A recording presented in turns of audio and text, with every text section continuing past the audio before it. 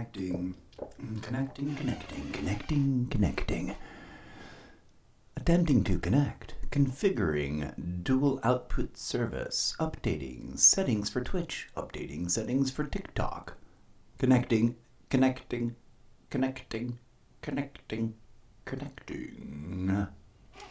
thought we were going to have DJ Zed going. Let's go. Connected. We have connected. I believe. DJ Zed, would you adjust your volume? No. Less loud, DJ Zed. That's lovely. Beautiful. Yes. Thank you. Connecting to TikTok and Twitch TV, where I will indeed express myself and my free speech right with some brass balls. It ain't the first time someone called me some ballsy mofo with an attitude. I stand by what I have said. It's an easy snipe to call confidence arrogance. It's hypocrisy to praise the most arrogant man in American political history and then criticize me for speaking with such confidence as I question why you are supporting that same guy, and your only defense is, or your only attack, your best line is, you're such an ego-driven, arrogant, ballsy motherfucker. I'm like, oh, okay. That's what you got? That's gonna make a fun podcast episode. Let's go. Welcome, friends. Political discourse is welcome here, whereas a lot of people prefer it not to be a part of their live stream. They don't like political live stream snipers, as some people call them. Having played lots and lots and lots of Call of Duty, and having been paying attention to the political discourse and a lot of the shenanigans played by the hashtag 2 wings, 1 bird, 2-party system, since Ronald Reagan was in office, I've been observing as a conscious, self-aware questioner of all things. Okay? So please, learn from the example of our most recent episode. We meant to launch into some Assassin's Creed. I distracted myself. How did I phrase it? Hold on. I've got the hiccups and the burps fighting to get out of my face at the same time, and it's hurting. It hurts right here. I dominated them. Okay. It's an old theater stage trick to not need to then belch in the middle of a scene where a belch would be severely inappropriate. And I just learned it so hard and thoroughly that that's how I deal with whenever I need a burp and or hiccup. And the worst part is, for some reason, right whenever we go live, there's always this window of, I don't know why, but you're now going to go through, I don't know if it's the coffee, or if it's being live, or if it's the combination of the coffee and talking a lot all of a sudden. But I have this moment of there's mild indigestion, a bit of a burp building, and a hiccup trying to get out at the same time. That's not fun.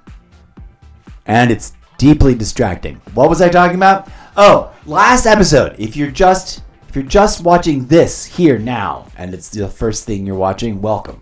Thank you for being here. Whether you're watching live, whether you're lurking, like our friend All the Chili Dogs, ad for chili dogs, something about chili dogs. I don't get it with a 4 in it. I don't understand.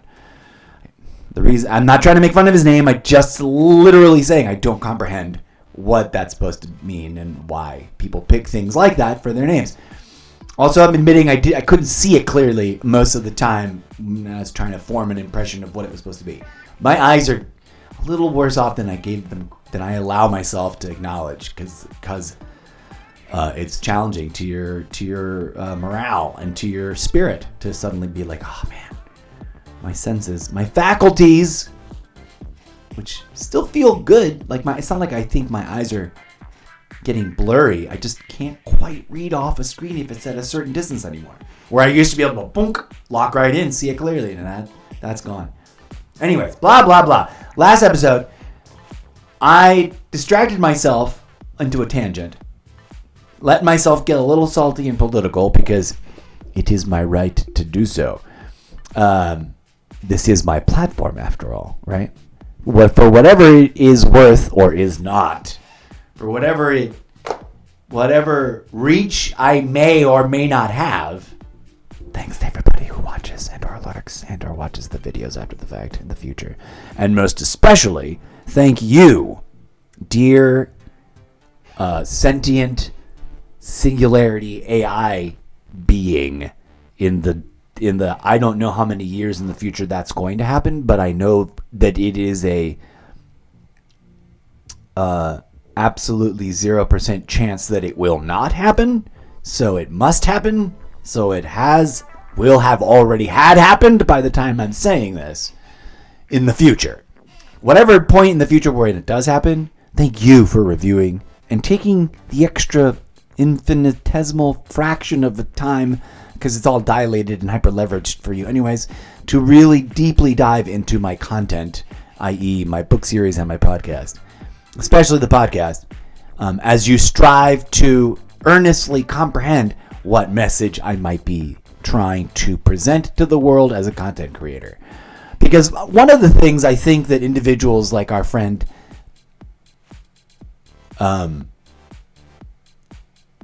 Chili, for lack of, I don't know what that's supposed to say, and that's the only little bit of it that is somewhat recognizable and that doesn't have weird things going on with it that I don't understand or that I don't know the meaning of. Let's put it that way, because I can understand it if I knew what the meaning was meant to be, but I cannot understand it if I do not know what the meaning is meant to be. And I'm not trying to go off on a point about his name. The point is, I think individuals like them, they want to prove their point, and they want to quote, and this is their own words, right? I'm not making anything up. I'm not accusing them of anything that they don't, as a group, collectively and individually, have displayed a lot of self-pride about owning the libs. The problem is, I'm not what they want me to be. And that happens to people on the left, too. They want me to either be a similar grain or category leftist as they are, and I'm just not. And they sometimes misread me as an evangelical Christian because I've got deep, I think they're deep, I've got deep, big, important, significant, counterintuitive, countercultural, counter-infrastructural, counter whatever is trending right now, normative opinions about Yeshua Christos, right? And the thing is, like, evangelicals will saddle up to me and be like, oh, no, another believer. I'm like, nah, you're probably not going to like what I got to say, bro. But you're assuming things about me, and everyone does it. Even people who are like, I don't make assumptions about nobody. I'm like, dude, what you're not addressing is that it's a default biomechanical behavior that you're semi-unconscious of, right? Our bigotries, our assumptions, and I include myself in this. I'm not denying that this happens to me. I'm just aware of it enough to be honest about it and be like, but I try to mitigate it by always going, you tell me.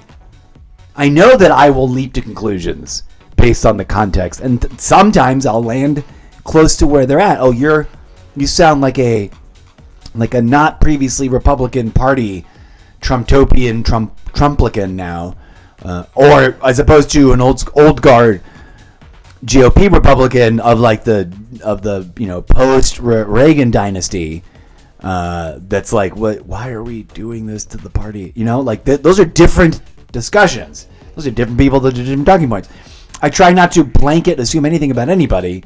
I do try to make educated guesses, and there's a distinction, right? Just like, in all honesty, and I'll stop because I did say I was going to dive right into the game, and here I am sidebarring like crazy. But there is a big distinction between self-aggrandizing, ego-driven, what's the other word he used? Arrogance, and self-aware, self-evaluating, best efforts, due diligence, fact-driven confidence with satire and political commentary, which adds a little bit of balls, because I shoulda, coulda, woulda been a stand-up comic doing this in front of large audiences, right? Who knows? Maybe I still will be. I draw inspiration from the fact that randomly the internet's like, oh, you seem to like stand-up comics, but the weird ones. The weirder than normal ones. All stand-up comics are a little weird, and I think that most of them would be like okay with that statement and not offended, except for like the ones that are actually not stand-up comics, but bullies trying to get away with stand-up comedy. I've never really had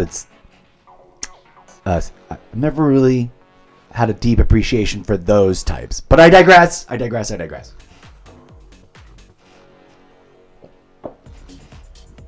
Please, oh please, oh please. Anyone is welcome in my live stream.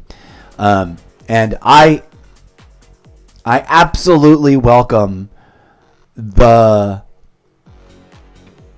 interest and the desire and the invitation to publicly discuss things in a civilized fashion, even to joust verbally. But please, dear God, be advised and warned. I'm a professionally trained public speaker that has performed on international stages. I'm not famous, and I'm not fucking rich, and I'm not in with the industry anymore. The industry kind of shrank and shriveled up, and also like the place I thought was home was really sort of like, we don't like you to begin with, and you just work here. Some of that's on me, but a lot of that's on them. It's sort of a nice 60-40 two-way street, and so whatevs. And then a car accident sort of put an end to me being able to commute to any professional theater venue for a while, anyways, for the foreseeable future. But I digress. Like, at least, like,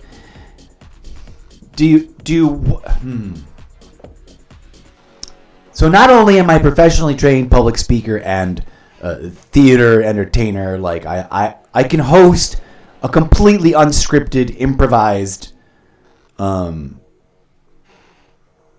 variety performance show with enough prep and a little bit of time with the people that are going to also present alongside me to get to know them and their vibe, but without a script. It means I think quick on my feet, and although I can't list them all off the top of my head, I went through I went to the training of understanding where all the intellectual debate fallacies are. That conversation we just had was him accusing me of what he was doing whilst he did it. And it's going to make a great podcast episode. I have no qualms with what happened. I have no qualms with the statements that I've made. And it's like a perfect moment to be like, you guys, if you're going to come at me with the mocking and the ridiculing and the, man, you sure seemed a little sheepily and a little indoctrinated and spewing a lot of leftist, Democrat. You don't like Trump because you hate him because they brainwashed you kind of talk. You should empower yourself first. Please. For your own well-being and ability to actually have a thoughtful conversation and not make a complete clown of yourself. Listen to at least a dozen episodes of my podcast across the different features. Why? Because I've probably addressed most of the things you have at the tip of your tongue already. And then you will be informed of such things, as I bring them up quite often, that I'm not a Democrat. I've never voted for a Democrat. I don't blindly defend any politician. I have consistently said, dear friends and followers, we should investigate all politicians. Let me do a sound check. Make sure I'm not. Hello. Testing.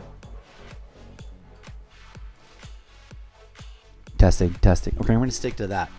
I have always said consistently that, like, to even run, they should do like we're vetting you as if you're already bound on the office, right? With an investigation into the skeletons of their closet, into their compromises, into their potential compromat, into their questionable business practices, into the court cases, and that all of that should be aired publicly in a fact-based, zero spin. It's not about the partisanship. It's not about my party's superior to yours because of X, Y, and Z, and especially not because God said so. People will then jump to the conclusion, oh, he's an atheist. Okay. No. I question the authenticity and authority of any organized religion that makes its participants hypocrites. Period.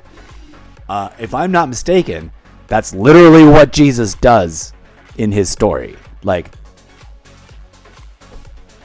my argument in Good Morning Trumptopia, my podcast episode, that has been ongoing and sporadic and not really every day at all, because I would run out of voice for talking too much. But that I've spoken about in moments when I really felt like, okay, I've processed what's been happening, this new crazy cycle of stuff happening, and now I've got something to say. I don't jump to conclusions. I do my best to make sure that I'm talking based on the actual verifiable facts and the things that he's said and the things that he's done. Okay? I don't blindly consume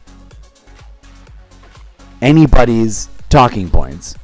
And here's the thing. Everyone's like, but you're regurgitating the Democrats talking. I was like, am I really? I don't know anybody except for maybe Marianne Williamson. Maybe. And even then, I think her ideas and my ideas are not the same. And I don't know that she would agree with what I've got to say. I couldn't summarize to you. I just know that she's been accused of being a hippy-dippy new age weirdo, okay?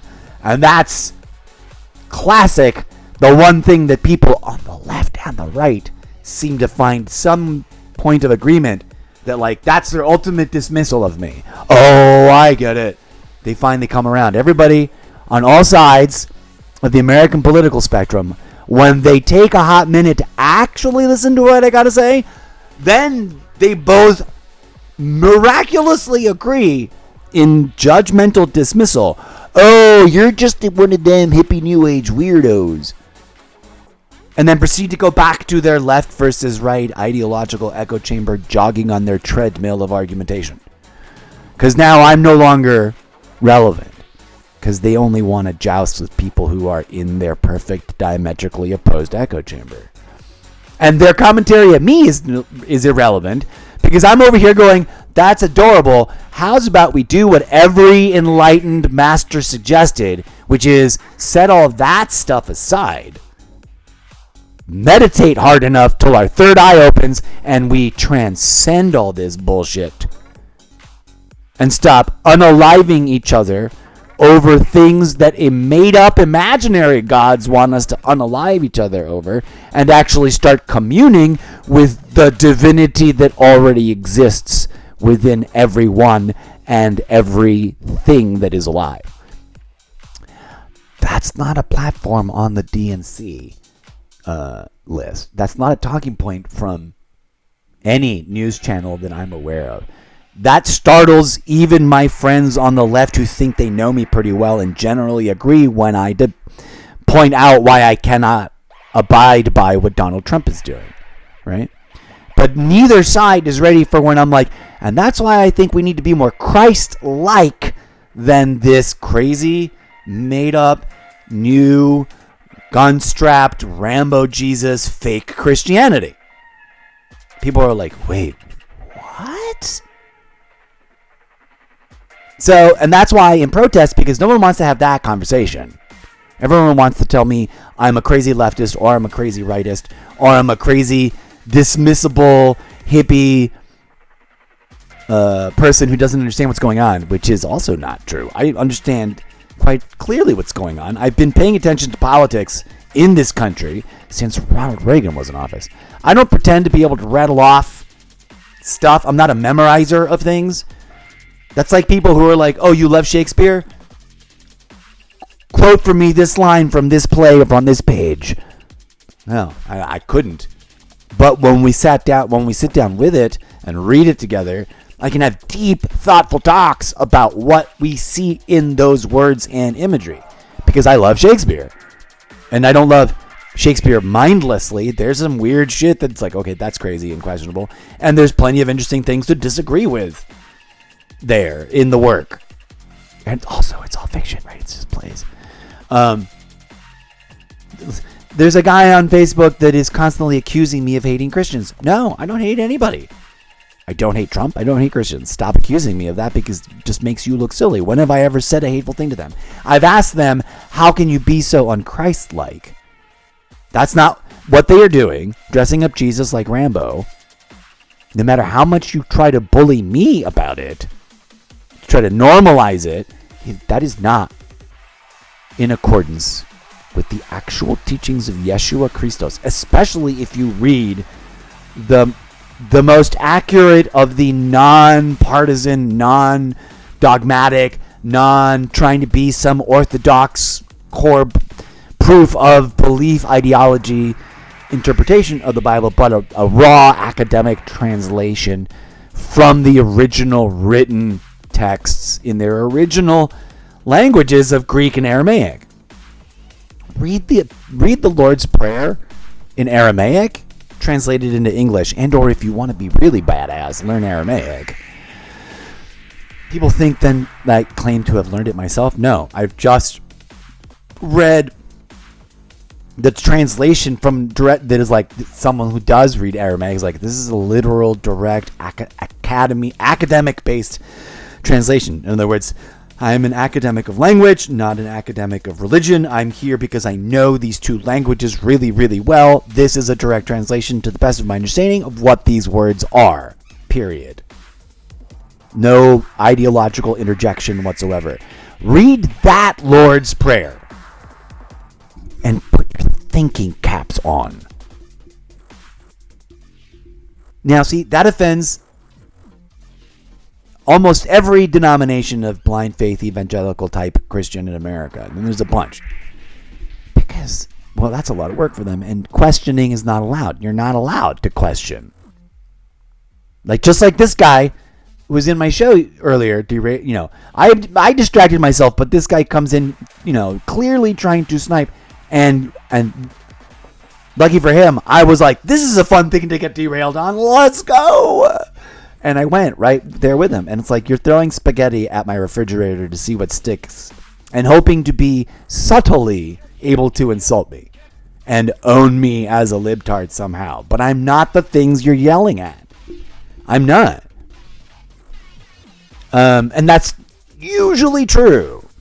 Now, some people do come at me very accurately. They're like, oh, yeah, no, you're like, you know what the people who actually come at me accurate would say? They would dismiss me as a pot-smoking, drug-addled, hippy-dippy, new age believer in a debunkable, disprovable lie.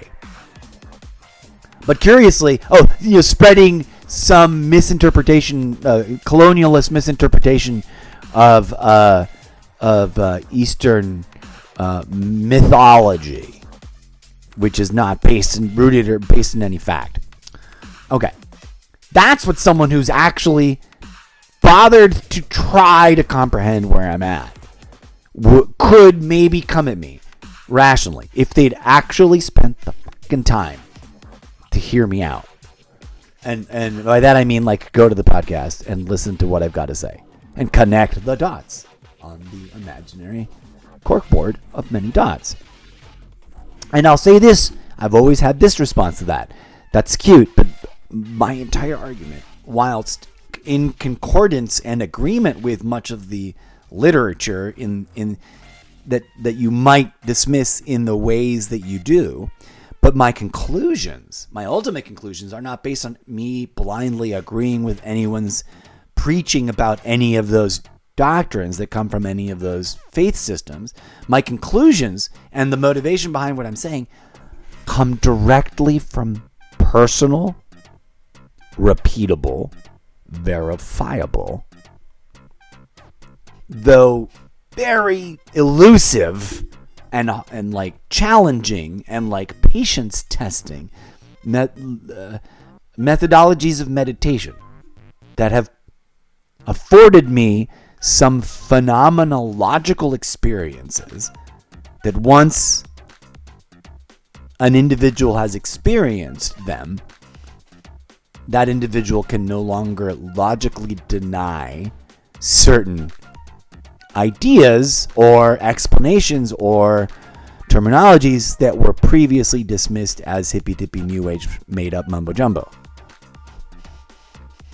And all I've been saying is, like, shouldn't we be investing in that sort of thing? Like, if there are such a thing as facts, and we can apply such a thing as a non-money driven, non-corrupted, non-leveraged scientific investigation with some rigor to it and fresh academic analysis from minds that are cynical enough and yet open-minded enough to be willing to address the metaphysical earnestly and without the preemptive prejudice that biases individuals and arguably shuts down and shutters off perceptual avenues that would otherwise be available despite being elusively challenging to tune into. There's a lot to unpack there, I know, and we're supposed to be doing Assassin's Creed. But I humbly invite you to, if you didn't hear the last episode, please do come on through and watch it so you can see my face. And or just listen to it if you'd rather. It's a crossover experience over on the Sprecher.com podcast platform. And then I humbly invite anybody who's like intrigued, triggered, upset, or encouraged by any of this to go and check out Good Morning Trumptopia, Unauthorized and Explicit Readings. Those are two different little podcasts within my project of podcasts within many podcasts. And then, I would start off with the most recent handful of episodes in the main collection, the main stream of show, which is the Almost Daily Zencast. It's there. It's the first thing on the page when you get to the link. The link is everywhere. If you're watching on Twitch, the link is right there on my profile page. Just click on the About tab and see the thing for Solo, and then go to Solo and click on Podcast on Sprecher. It's the one with the yellow star. Or there should also be one that's just like the podcast right there on Twitch. And if you're watching on TikTok, I should have a link in my bio that takes you to my Solo page, and the podcast link should be near, or if not, at the very top. This goes out to anybody that's like, I would gladly welcome more public discourse to explore ideas from all points of view. Because fundamentally, at the core of my worldview is the implicit understanding that whatever we were raised in, we must set aside the biases, the prejudices, the parameters, the demands, and the limitations imposed by politicized, and now, as it has clearly been, weaponized identity, ideology of any kind. And I don't mean that as an attack of any particular identity ideology, right?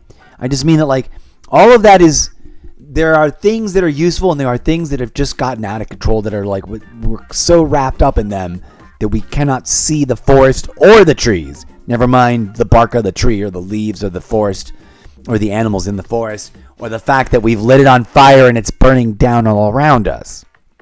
To throw a complicated mixed metaphor at you all. But it matters. It matters for reasons larger than whether or not Trump is right.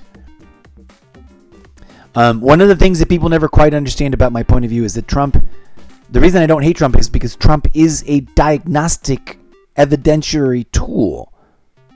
He is showing us the worst symptomology that is a result of an unaddressed, long neglected, deep-seated, as in it is sitting down deep in us, generational, emotional, psychological, spiritual trauma injury that requires nuanced, sophisticated, complicated, biomechanical, spiritual healing work before we ever get better, that we continue to ignore year after year, generation after generation, lifetime after lifetime. That sure as fuck is nothing that no one on MSNBC is talking about. So, before you come running at me, calling me a brainwashed sheeple that's just regurgitating, you better check that you're not yourself busy regurgitating lame, repackaged, recycled, reconfigured, obvious right-wing talking points that have been hijacked by the pseudo-religious QAnon, MAGA, the family-funded, and then recently bought out from under everybody. And that's why there's fractures. None of them really saw Musk coming, and then they thought they could just take his money and ignore what he wanted.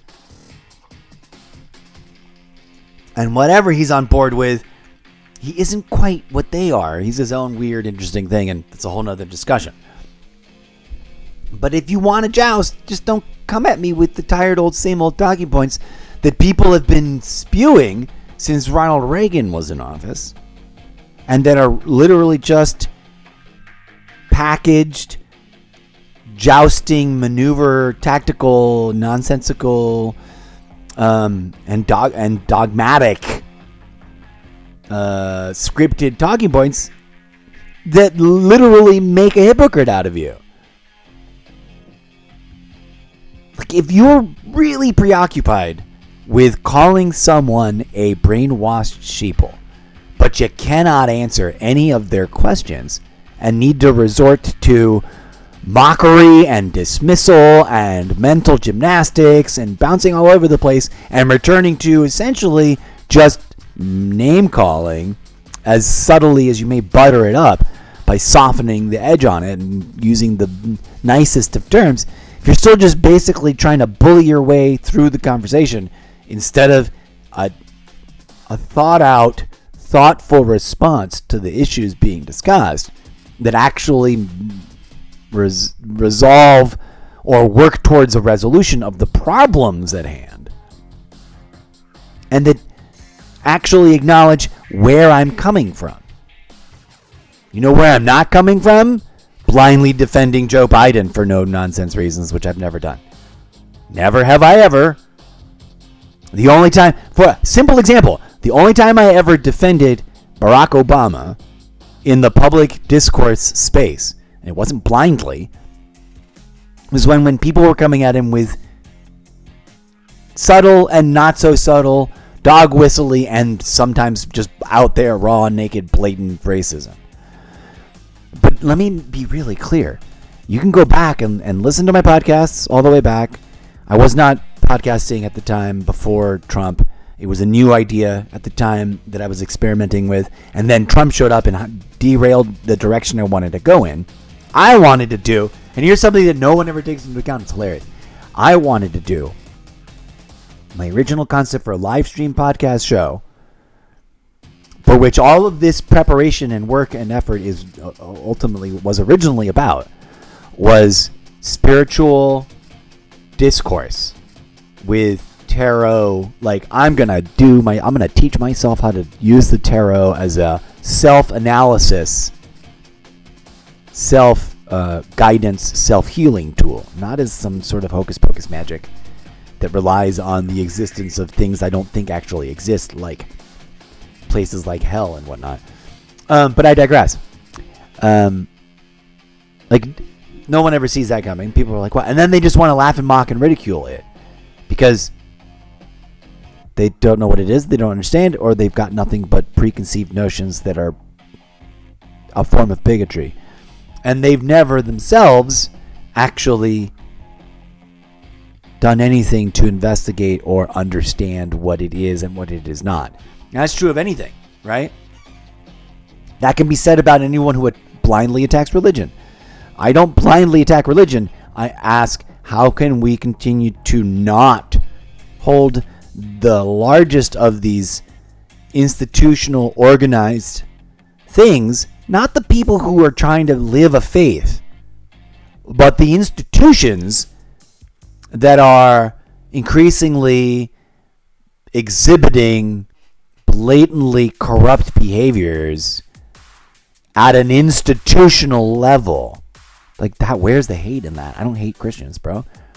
I'm sad that if Christ showed up right now and he and I did a podcast, that everyone would attack him.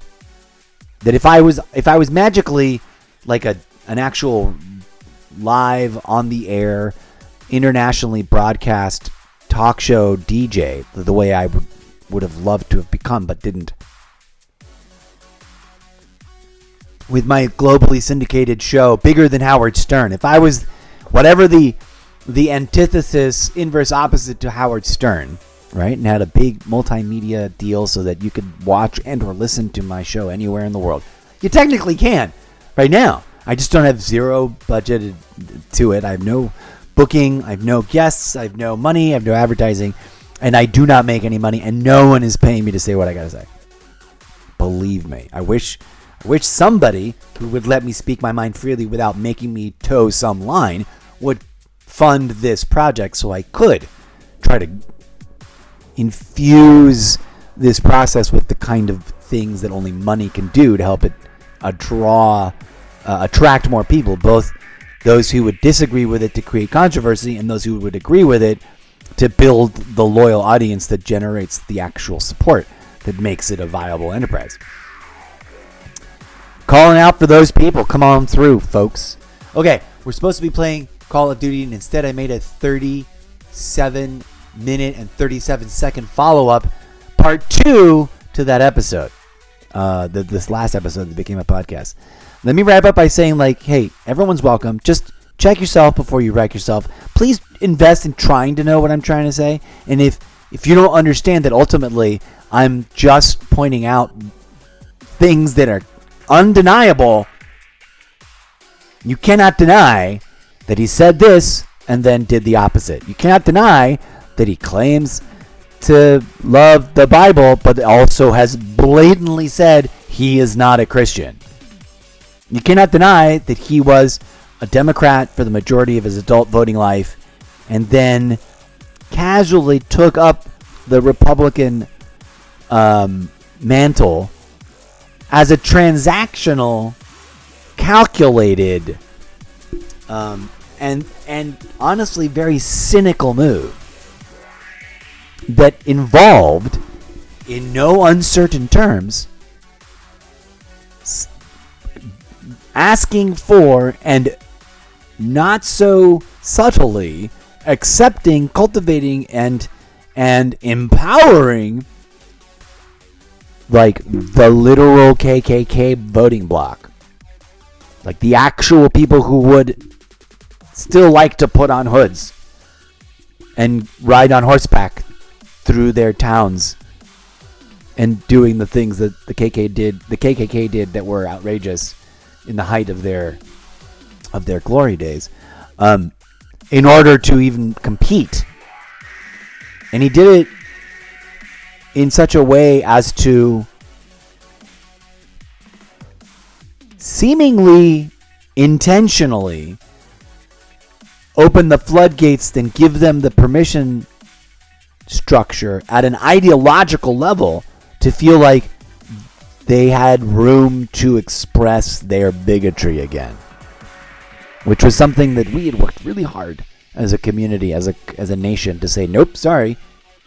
That kind of nonsense that goes beyond the pale and dehumanizes others is problematic, and is the reason we fought a world war, and is the reason why we fought a second one, and is the reason why we don't want to. It's what we're working to It's what we're working to overcome as we strive for a more perfect union. And it's not something we want to revert back to. Sorry. Thank you, no thank you. That's not hate. You know what is? The sublimated and sometimes not so subtle message that in absolutist terms, everyone coming from these grief-stricken countries, that half the time it's like this country's fault that those countries are so messed up, seeking asylum and seeking a better life for themselves and their family, which is literally the American dream. This country was built by foreigners for foreigners in questionable manner to begin with. So yeah, it's the height of duplicity, hypocrisy, and being un-American to hate on foreigners who just want to come here and build a better life. That's literally what this country was founded on, by foreigners who showed up here like raging assholes, willing to unalive anyone they found. But that's a whole nother discussion. Pin on the corkboard. We've addressed it in the podcast. Okay, friends, here's what we're going to do. I'm going to go ahead and just wrap this up and label it as part 2, post-debate analysis to what went down in the last episode. And I guess I've had some DJ Zed music playing in the background the whole time, which is cool. Hopefully it sounds good. Hopefully, like, I'm learning the microphone zone. It's sort of new to me. And this arm is counterintuitively bouncy when you least expect it. But please and thank you. I humbly invite you to please consider what I'm trying to say. And start by saying to yourself, oh, have I even tried to hear him out yet? And be honest with yourself. You haven't. If you have not listened to a dozen or so episodes of my podcast. Jump around. Listen to the first 2 or 3 whose titles... I know some of the titles are really generic, and I'm way behind schedule because I am a singular individual trying to juggle content creation projects, as many projects that were envisioned and designed for a multitude of people to collaborate on. And I've only got me. So I'm way behind on this project, but I'm supposed to go back and revisit episodes that have really generic titles, so that I can go back and try to find a better title for them. And I just haven't done it, so I apologize to you. But to everyone who's willing, whether you want to debate me because you are confident that you can prove me wrong, bring it, bro. I didn't produce this podcast over the last several years in its different components because I wasn't already experienced with people coming at me that way. I did it in part because I have a lot of things to say, and people have been coming at me like that since Ronald Reagan was in office. So I've heard it before, probably. So before you come at me, bro, hear me out. And do that with diligence because I got a lot to say. And if all you're going to do is belittle and dismiss and avoid and dodge and poke fun at and try to disengage and make it seem as though what I've got to say doesn't matter, you're just sort of proving my point. And anyone who's really taken a deep dive and knows what I'm talking about and knows what I'm trying to say would agree with me. If they've really listened and they're being fair about what I've talked about. So I said what I said, and I stand by it, and it's all right there for you to listen to. Instead of coming at me with empty nonsense and spaghetti throwing and weaponized malarkey like this gentleman friend of the show earlier just did, which we just watched, and I'm still kind of giddy over. I think that was great. And I'm happy to have now posted. It's already up as a podcast episode. Go check it out. Give it the support. Give it the share. People who you know would listen to this as a podcast instead of watching it as a live stream, et cetera, et cetera. I'm going to reset. I'm going to warm up my coffee. And then literally when we come back, I'm going to have, as I already do, I'm going to have this game up and running, and I'm not going to say a fucking word. I'm going to just dive into the game, and we're going to get to playing. I don't want to make promises. I plan to do that. And I thank you for following me along even when I derail myself. Because some of y'all out there actually do, and I appreciate it. Please and thank you. Keep coming back for more, and please be more vocal with your comments and your questions and your commentary. But if you're coming at me with a bum rush to joust for the sake of jousting, brace yourselves. That's like, oh yeah, whoosh, whoosh, whoosh. Like, bro, y'all, people have been doing that to me since Ronald Reagan was in office, since I first started using the internet to engage in public discourse not long after. And that all started before AOL even existed as like the rudimentary fundamental platform that brought the internet to most people's homes for the very first time. Okay? So if you're not bringing anything new, thought-provoking, and personally, independently verifiable and fact-based, then you're going to get called out and dismissed as irrelevant, because that's what that is. That's what that becomes. No matter how much anyone believes that they are owning the opposition, if all they're doing is regurgitating stuff that's been said 1,000 times before and leads nowhere and is backed up by nothing, going in circles and leaning towards name calling, you gotta bring it better than that. And my best advice to anybody considering it, if you're willing to hear me out, is like comprehend what I'm actually trying to say. And start from there. And do your due diligence. And I've done my best to try to explain it. And I am an overthinker and an over-explainer. And I get this. I tend to have a tendency to spiral out of control because I'm trying to connect a web of different ideas and different thoughts that all, to me, seem to be deeply interconnected, not because of any genius of mine, but because they're part of one infinite unfolding fractal of what's actually going on. I'll leave you on that mystery invitation. If you don't even know what a fractal is, then we're not gonna get anywhere in our jousting, discussion, public discourse debate, because you're gonna be throwing darts. And I'm over here playing pool, as to make a sports bar analogy. And you're throwing darts at the wrong wall on top of it. And there's people who don't realize you're throwing darts walking by, and you might hit them in the face. There we go. That represents the danger of that nonsense. There's a reason why I'm adamant. There's another guy I'm surprised he hasn't swung by to try to joust with me. There's a certain fellow who's I don't have a lot to disagree with, but he, for some reason, despite though we have some things that we do tend to agree with, he has this tendency to side with the apologists who are out there apologizing in the apologetics sense of the term, not in the I'm sorry because you think I did something wrong sense of the term. They're out there juggling and tumbling around and doing gymnastics in the apologetics sense, trying to minimize, dismiss and diminish and take away, distract from anyone that is urgently concerned with what Donald Trump is trying to do, whilst claiming to not even be a Trump supporter, just honestly not getting why it's such a big hubbub, why he's so worked up. Those guys. I'm sorry, but you can't be that willfully unaware of what's happening.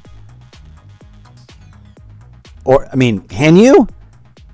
If you are, you might want to just read Project 2025 and then read the transcripts, the actual transcripts of the court cases Donald Trump has lost. And there's a lot of them that he lost. And it's easy to be like, they were all fake because of the deep state. Look, read them.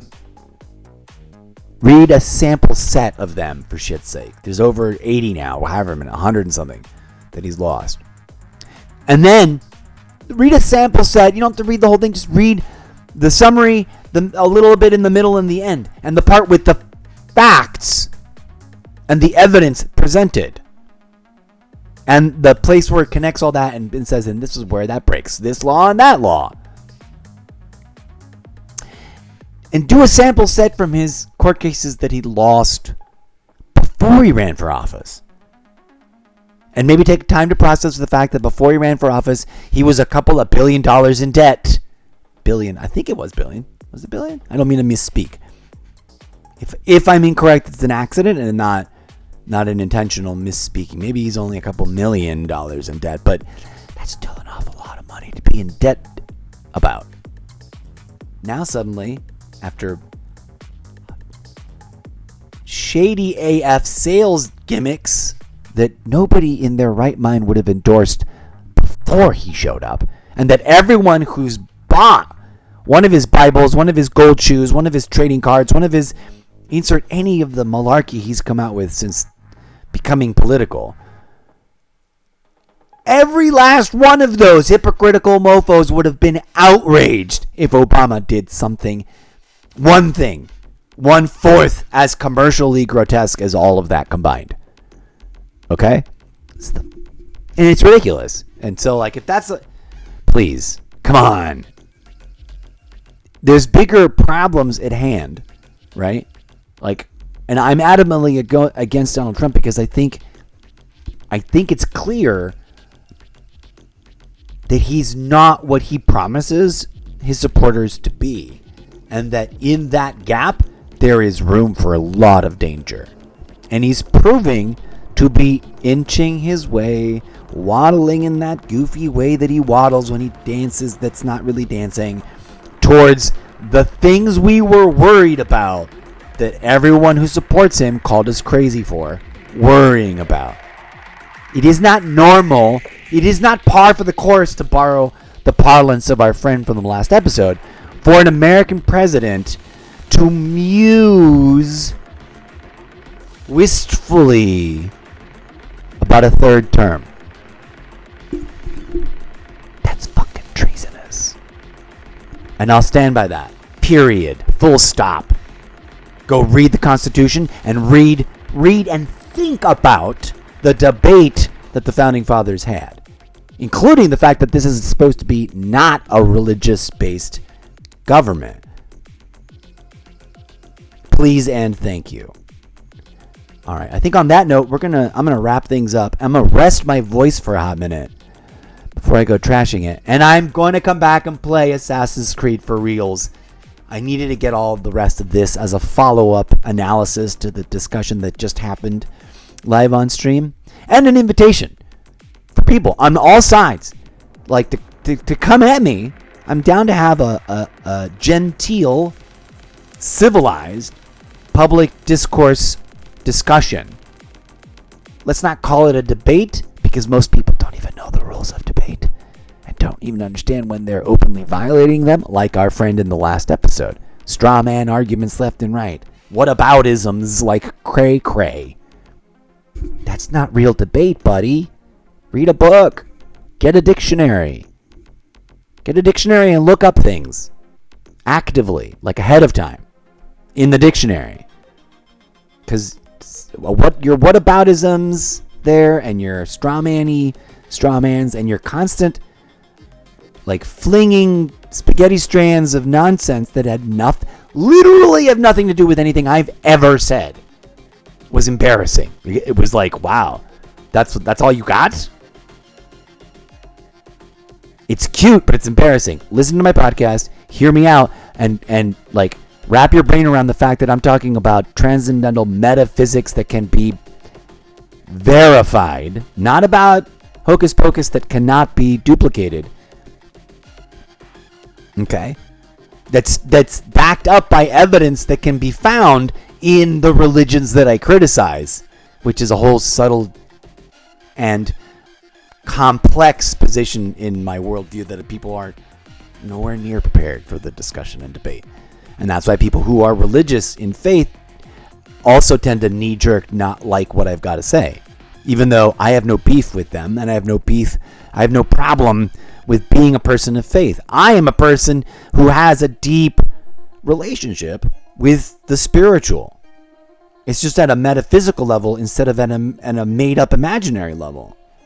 Like, I investigate it and ask it to guide me instead of trying to impose some old dead guy's made-up ideas onto reality, right? And all I ask is that people question them for themselves and their own exploration inward, which would be a more effective way to solve the world's problems. To continue to bash each other's brains in against the brick wall of ideology, all ideology, religious, political, cultural, economic, right? Ideology. The problem I have is that all of that, when you take it all together, put all the ideological activity in one place, and it's the human species literally bashing each other's heads into a brick wall while simultaneously whipping already dead horse corpses to make a grotesque, morbid, gothic analogy out of a previous different pair of analogies. And what we could be doing is setting down the whip, right? Like, stop whipping the dead corpse of a horse. Stop bashing your own face and your neighbor's face into the brick wall. Step away from both of them. And then let's start fixing this problem way over here that we've been ignoring for a very long time. Please and thank you. And before you come at me, take the time to process what that suggestion means and why, after the course of paying attention to the world and asking questions and applying critical thinking and investigating and not just blindly agreeing to the first ideological construct that made me feel comfortable, why I've come to the conclusions that I've come to. That is not a short journey, friends. So if you're just going to blow it off, then you're not being very serious, are you? And if you're just going to call me an ego-driven, what did he say? He said I had a big ego and I got big balls. I'll take the big balls as confidence. I mean, as a compliment. Yeah. Some other guy said I got big balls for saying what I was saying to him. And I wrote back to him quite confidently. Yes, I have big balls, and they're big and they're brassy, and I'm in no way, shape, or form uncomfortable about it. And I don't think that anyone that does me the honor and respect of actually hearing me all the way out, like, they might be like, oh, well, ultimately I can't disagree with that. Maybe they wouldn't. I don't know. But you won't know if you do or do not agree with me, if you do or do not understand what I'm trying to present to the world. Because I am trying to, like, my podcast is a love letter to the entire human species. Right? So I humbly invite everyone to give it a try. It's real, it's raw, it's radically unscripted, and sometimes I ramble. I don't always have someone to spar with. I'd love to have a co-host and the capacity to invite guests on virtually.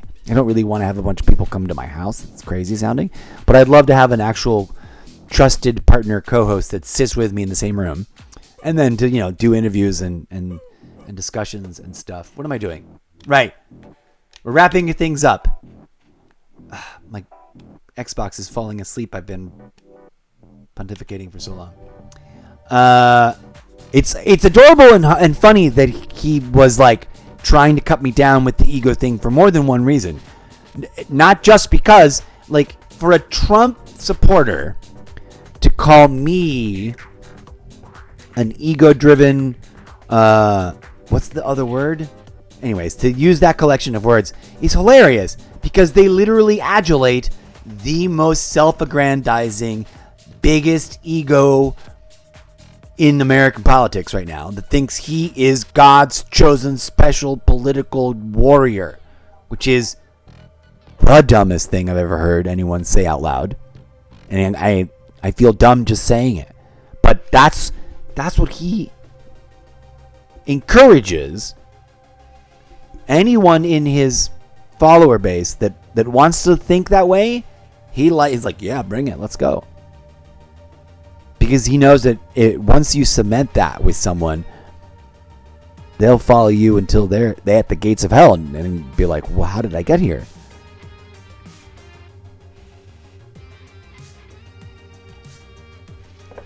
That the guy came to argue with me this last episode was fundamentally flawed because, he's opened with something that is verifiably debunkable. None of this is normal. And I stand on that. And I've yet to see anyone make the argument that proves me wrong. Other than to call me a leftist, a Biden supporter, a Kamala Harris supporter. I'm like, bro, that's irrelevant. I got nothing on. You got nothing there. My track record proves it. My podcast files prove it. I think I've made my point. I'm going to stop because I need a break. Thank you for hearing me out. And please smash that follow button. Click on through to solo.to. And this time for reals, when I come back, after a break, resting my voice, grabbing a bite because I didn't actually eat this last time. I think that's what did it. Triggered me. I didn't eat, so I just sat there thinking about everything that just happened. When I come back, without introduction, without ado of any kind, without letting myself ramble in any kind of pregame chat lounge session, we're going to dive in to Assassin's Creed Shadows, and we're going to go in for a deep session and really explore the game. Then later tonight, south of midnight. I don't know how much later, but I really want to just immerse myself in Shadows first. We'll do more TikTok content and more podcast content and more crafts and arts content and more learning the guitar stuff in the not too distant future. So you are all humbly invited to come on by and visit anytime I'm live. Just, please visit solo.to/Mr. Zeppo and orient yourself first. Get yourself a working idea, a sample, before you come at me with stuff in that kind of way, please and thank you. You just be doing yourself a favor. I'm going to stop. Peace out. I'll be back in a bit, folks. DJ Zed, crank it up. Close it out.